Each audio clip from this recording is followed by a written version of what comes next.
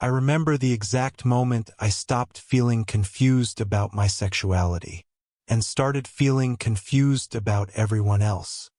Because for years, people told me that one day everything would make sense. One day I'd figure myself out. One day I'd finally know who I was. And eventually, I did. That should have been the end of the struggle.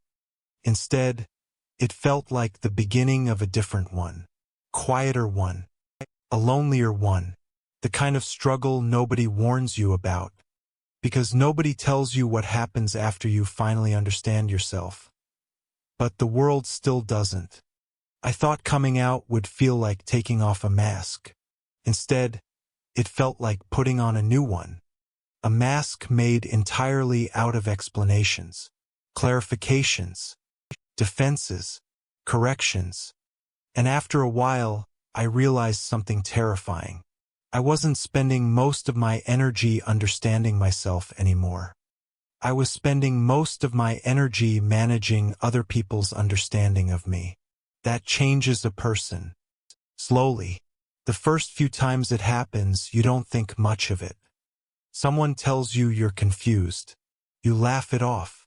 Someone says you're going through a phase. You roll your eyes. Someone insists you'll eventually pick a side. You argue back. You defend yourself. You explain. And explain. And explain again.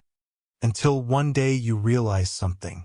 Nobody is actually listening. They're waiting for you to become simpler. That's when the exhaustion begins. Not the dramatic kind. Not the kind that makes you break down. The invisible kind. The kind that settles into your nervous system. The kind that follows you into conversations, relationships, friendships, family dinners, dating apps. The kind that makes you scan every interaction before it even happens. Because eventually you learn a pattern.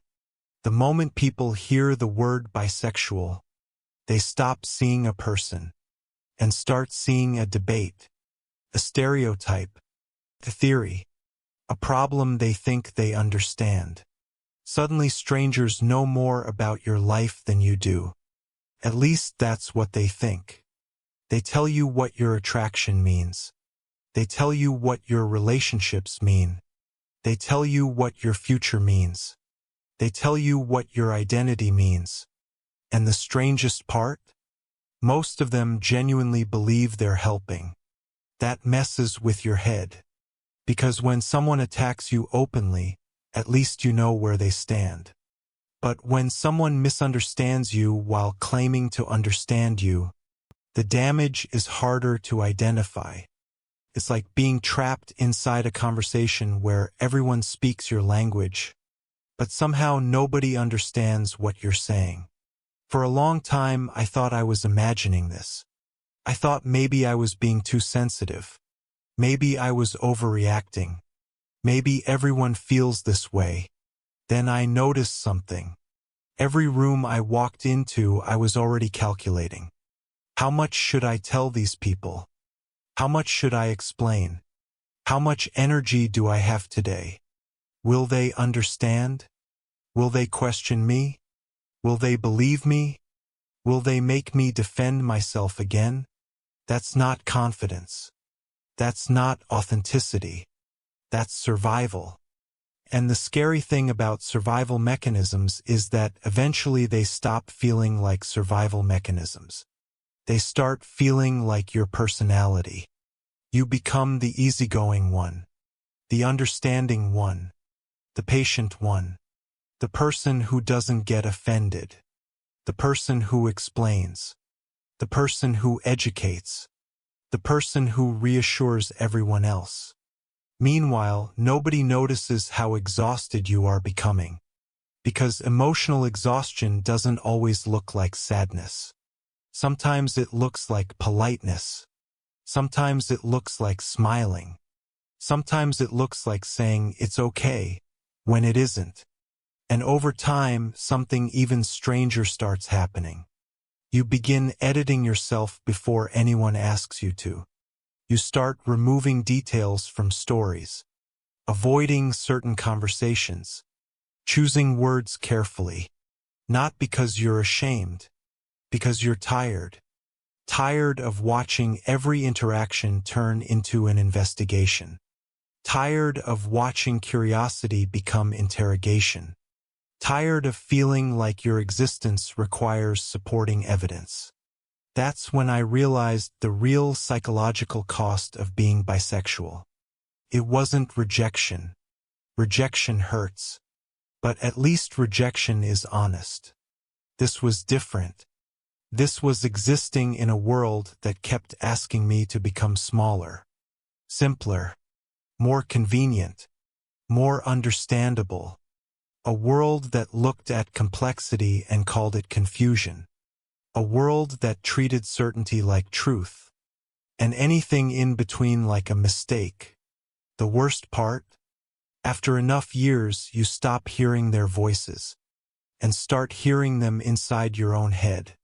That's where the damage becomes personal. Because now you're not just defending yourself to other people. You're defending yourself to yourself. Every attraction gets analyzed. Every feeling gets questioned. Every relationship gets examined under a microscope. Not because you're uncertain. Because you've been trained to be uncertain. There's a difference. A very important difference. And once you understand that difference, you start realizing how many parts of your personality were built around surviving misunderstanding. Not around being understood. Surviving it. And survival is expensive, especially when it becomes permanent. Because survival mode doesn't switch off when danger disappears. Keeps running. Long after the threat is gone. Long after the conversation ends. Long after the room becomes safe. You keep scanning. Keep preparing. Keep anticipating. You become emotionally early to everything. You predict reactions before people have them. You answer questions before they're asked. You defend yourself before anyone attacks. You apologize for things nobody complained about.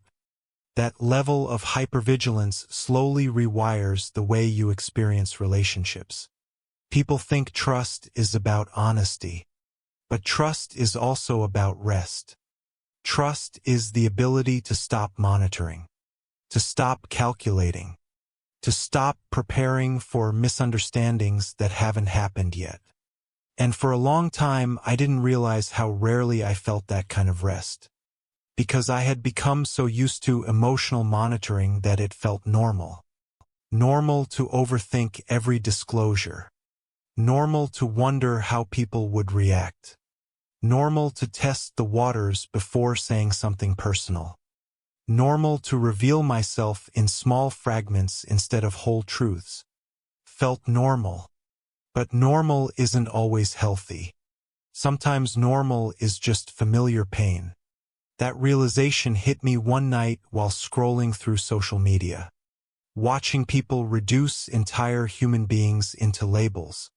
One-word descriptions. Simple categories. Clean explanations. Everyone seemed so certain. Certain about themselves. Certain about everyone else. Certain about things that didn't deserve certainty. And I remember feeling jealous. Not because I wanted their identity. Because I wanted their simplicity. Life looks easier when nobody questions your reality. Life looks easier when your existence doesn't trigger debates. Life looks easier when people understand your story before you tell it. But then another realization appeared. Most people aren't actually understood. They're just assumed. There's a difference. A huge difference. Being understood requires curiosity. Being assumed requires almost nothing. And modern culture has become incredibly efficient at assumptions. Dating apps assume. Algorithms assume. Social media assumes. Everyone is constantly interpreting everyone else. But interpretation isn't understanding. Interpretation analyzes. Understanding relaxes.